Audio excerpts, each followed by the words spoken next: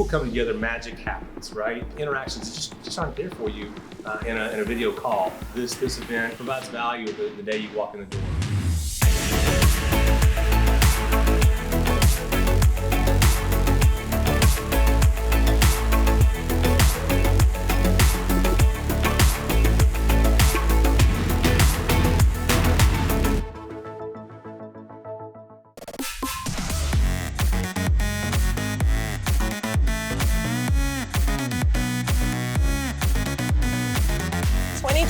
It's good to be back.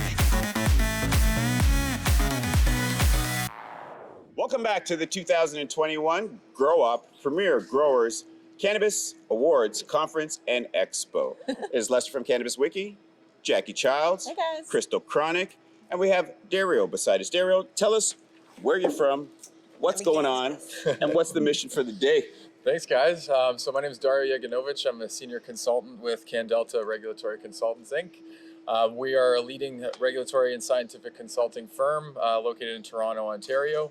We service primarily the cannabis and the psychedelics industries. So we focus a lot on the licensing side, as well as operational support, quality and regulatory compliance, site inspections, and the nature of that. On the controlled substances side as well, of course, there's, the psychedelics are becoming, a new industry. And so we want to really lead the charge in terms of licensing and maintaining regulatory compliance and also being thought leaders in that space. Our CEO, Sherry Boudram, she's a former senior compliance and enforcement officer with Health Canada under the cannabis program. And that sounds like you got the inside of the game. Yeah, I mean, it's definitely a very useful claim to fame to have. We've learned quite a lot from that previous experience, and we really just want to pass on a lot of that knowledge down to our clients and show people that there is a right and wrong way to do things. And we've seen a lot of great examples of companies doing things properly in a challenging regulated environment. And so I think we have a lot of data and information on what kinds of things you can do to sort of ensure that you have a successful and thriving business down the road. And so we really want to do that. We're not in the business of selling licenses. We're in the business of making sustainable businesses. Ooh, that was a nice one. So what kind of psychedelic licenses are available or in the works right now? Yeah, it's a great question. So right now, currently, there's really two pathways to go to have the ability to work with controlled substances, and that's number one through the dealer's license, through the Controlled Drugs and Substances Act. Basically, that's a license that will allow you to produce, test, manufacture, sell controlled substances in completed forms or in raw material formats, sell that to other dealer's license holders or to scientific researchers or clinical trials administrators. So currently it's really only for the scientific and medical fields. And so that is going to progressively start to open up. We've seen a lot of feedback from Health Canada that they are taking a very, very close look at the industry, especially in terms of psilocybin, since there's a lot of interest in that particular molecule, a lot of studies that are coming out. Mm-hmm. And with that, we do know that they're going to introduce the special access program in likely the next year, we're hoping. And that's going to basically open up a pathway to allow for folks to folks who are in need and demonstrate the significant medical need to be prescribed these experimental drugs prior to them being approved as How important is medication. That? Extremely important. It's we have significant issues in the mental health industries, the mental health space in general. Where there hasn't been a really good breakthrough in psychiatric therapy since like the late 80s from SSRIs being introduced. And as most people may know, SSRIs are very, sometimes they work, sometimes they don't. They're unpredictable. Sometimes they make the problems worse.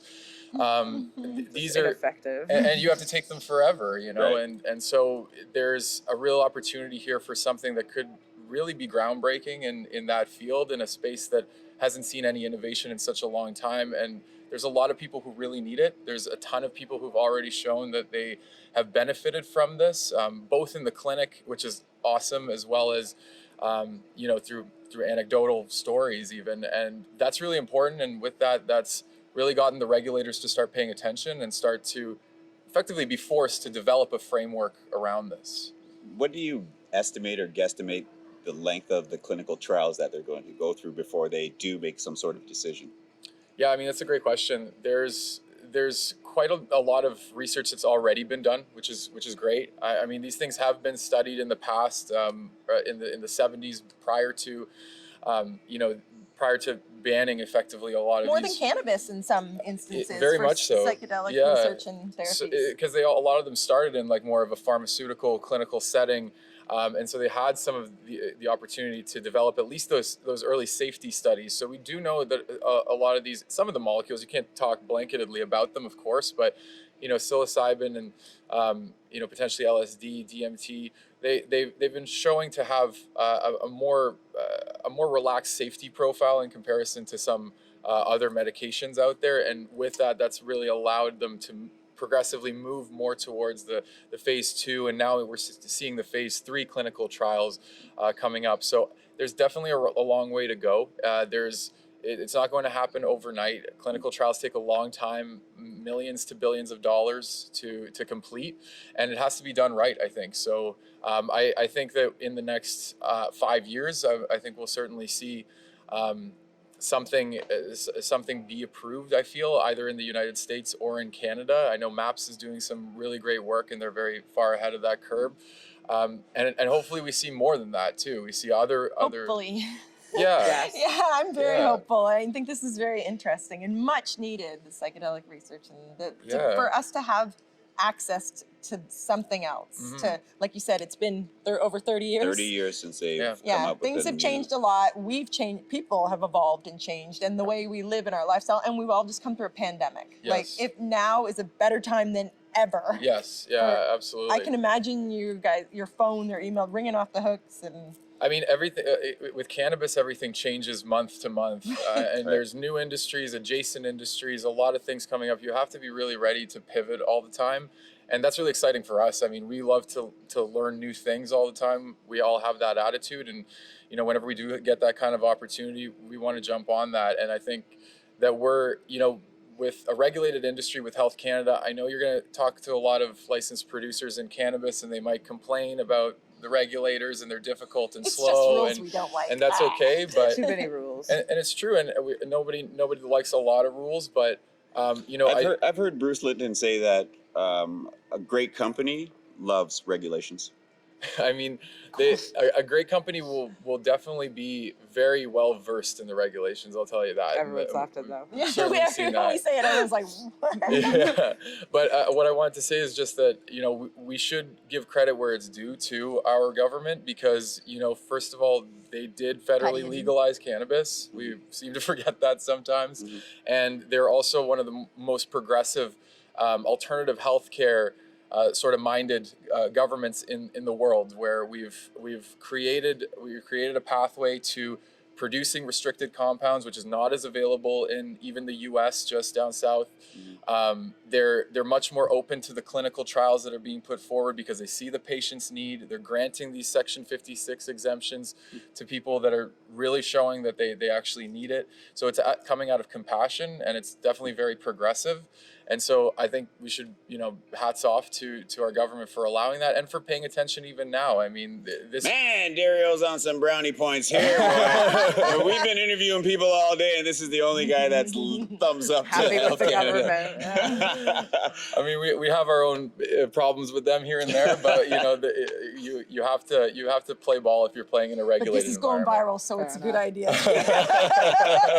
To just, yes. How do we find you? If I wanted access to what you guys offer, or what you like, how do I find you? Well, you can definitely find us on Instagram or Twitter at CannDelta. That's CANN Delta, DELTA. We're very much active in the space. We always like to, do interviews. We like to we go on different news shows occasionally when we get invited for interviews, and we like to be thought leaders in the space. So you can find us there. You can search us up on LinkedIn as well, and then we do have an office at Queen and John in Toronto. So if anybody ever wants to come in or wants to just give us a call and talk to us, we're always available. We're all very friendly, and yeah. So how far is the company's reach? Ontario, Canada, global? Yeah, great question.